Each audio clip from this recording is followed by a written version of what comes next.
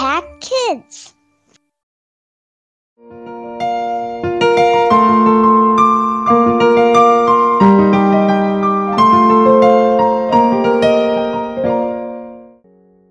Halo, selamat pagi semuanya. Hari ini kita bertemu lagi di acara Impact Kids. Sebelum kita memulai renungan kita hari ini, marilah kita berdoa. Bapa kami yang bertata dalam kerajaan sorga, kami ucap syukur Tuhan. Pada hari ini, kami sudah dapat bangun dan akan mendengarkan acara Impact Kids Tuhan. Tuhan beri kami hikmat agar firman yang disampaikan dapat menjadi rema di dalam hidup kami. Terima kasih banyak Bapa, hanya dalam nama Tuhan Yesus Kristus, Tuhan dan Juru Selamat kami yang hidup, kami panjatkan doa ini. Amin. Apa yang kalian pikirkan jika mendengar kata pengorbanan? Mungkin kalian berpikir tentang pahlawan yang rela mengorbankan dirinya untuk kemerdekaan Indonesia. Atau mungkin juga kalian berpikir tentang pendeta atau misionaris yang mau diutus di daerah terpencil untuk mengabarkan Injil. Tahu nggak? Kalian tidak perlu untuk menjadi seorang pahlawan atau menjadi seorang misionaris untuk melakukan suatu pengorbanan. Kalian bisa melakukan pengorbanan dengan cara yang mudah. Kalian bisa memberikan waktu, memberikan tenaga, memberikan uang kalian untuk orang yang memerlukannya. Kalian juga itu namanya sudah melakukan pengorbanan. Dan dengan itu artinya kalian sudah mempraktekkan kasih Tuhan kepada orang lain. Jika kalian melakukan itu, artinya kalian sudah meneladani Tuhan Yesus seperti yang tertulis dalam Matius 20 ayat yang ke-28. Bunyinya, sama seperti anak manusia datang bukan untuk dilayani, melainkan untuk melayani dan untuk memberikan nyawanya menjadi tebusan bagi banyak orang. Cerita kita hari ini judulnya adalah pengorbanan karena kasih. Sepertinya orang yang tinggal di panti jompo itu sangat kesepian ya Bu. Cerita Ana kepada ibunya saat mereka sedang membereskan rumah. Waktu saya ke panti jompo bersama-sama dengan kelas sekolah minggu saya itu sempat membacakan Alkitab kepada seorang ibu di sana. Namanya Ibu Heni. Dia tinggal di sana dan matanya sudah rabun. Nah, saat saya membacakan Alkitab, dia itu sangat senang sekali.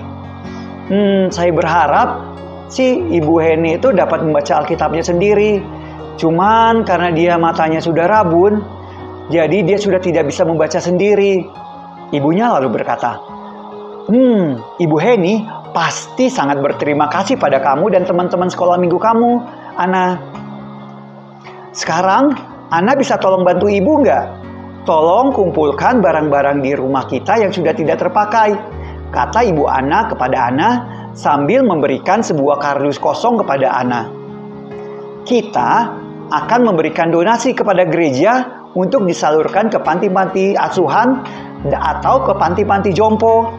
Dengan semangat, Ana lalu mengambil kardus kosong itu, lalu bergegas ke kamarnya diikuti oleh ibunya. Ana, kata ibunya, sepertinya kamu punya banyak boneka yang tidak terpakai. Apa boleh sebagian disumbangkan buat gereja? Boleh Bu, tapi jangan boneka gajah yang ini ya. Kalau yang ini favorit saya, kata Ana kepada ibunya. Boneka gajah ini sudah ada sejak saya masih belum sekolah. Lalu ibunya bertanya ke Ana, bukannya boneka gajah ini yang bisa ngomong ya Ana? Benar Bu, boneka gajah ini ada rekaman ayat-ayat Alkitabnya. Jadi kalau telinga gajah ini saya tarik, maka kedengaran tuh rekaman ayat Alkitabnya. Dulu saya kalau mau tidur, saya suka tuh dengerin rekaman suara yang keluar dari boneka gajah ini. Tapi kalau sekarang tidak Bu, sudah tidak saya nyalakan lagi rekamannya. Tapi boneka gajah ini tetap menemani saya tidur. Lalu ibunya bertanya ke Ana, kenapa kamu sudah tidak mendengar suara rekaman ayat Alkitab lagi? Ana lalu menjawab, kan sekarang saya sudah bisa membaca Bu. Jadi tidak perlu lagi saya dengar rekaman ayat Alkitab. Lalu Ana berpikir, Bu, sepertinya kalau saya memberikan boneka gajah ini ke Ibu Heni yang di panti jompo, pasti dia sangat senang. Tapi kalau berpisah dengan boneka gajah ini kayaknya susah, Bu. Saya udah sayang banget sama boneka gajah ini. Tapi kalau saya berikan boneka ini, pasti Bu Heni itu akan sangat senang sekali, kata Ana kepada ibunya. Nah, Ana, itu yang disebut pengorbanan, kata ibunya. Apa itu pengorbanan, Bu?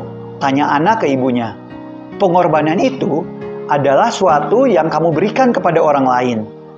Tuhan Yesus mengorbankan dirinya untuk menyelamatkan kita dengan cara mati di kayu salib. Saat kamu memberikan sesuatu kepada orang lain, artinya kamu mengasihi dia, bukan karena sesuatu yang dia berikan. Selain itu, kamu juga menunjukkan kepada orang lain bahwa kamu mengasihi orang itu. Ana lalu mengambil boneka gajahnya sambil memeluknya. Dia berkata, "Gajah, saya akan rindu dengan kamu. Tapi kamu akan sangat bermanfaat kalau kamu tinggal sama Ibu Heni ya." Karena kata Ana kepada boneka gajahnya. Lalu Ana memberikan boneka gajahnya itu kepada ibunya. Lalu Ana berkata, "Ibu, nanti kalau kita ngasih sumbangan ke gereja, kita mampir ke rumah jompo dulu ya, Bu. Saya mau memberikan si gajah ini buat Ibu Heni," minta Ana ke ibunya. "Oke, Ana," jawab ibunya. Nah, bagaimana dengan kalian? Apakah kalian pernah melakukan suatu pengorbanan? Apakah itu sulit? Tahu nggak kalian apa pengorbanan yang sudah dilakukan Tuhan Yesus buat kalian? Tuhan Yesus, anak Allah, mengorbankan dirinya mati di kayu salib untuk menanggung semua dosa yang kita perbuat, sehingga kita dapat diselamatkan.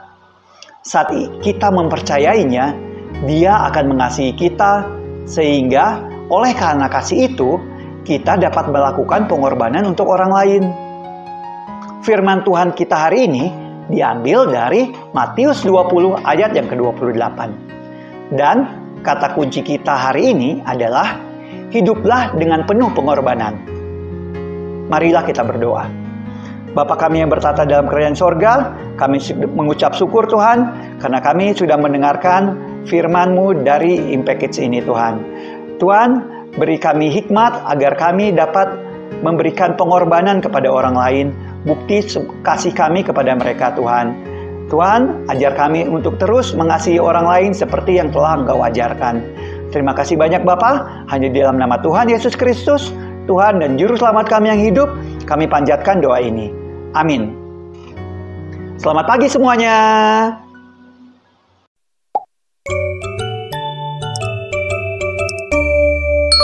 Impact Kids.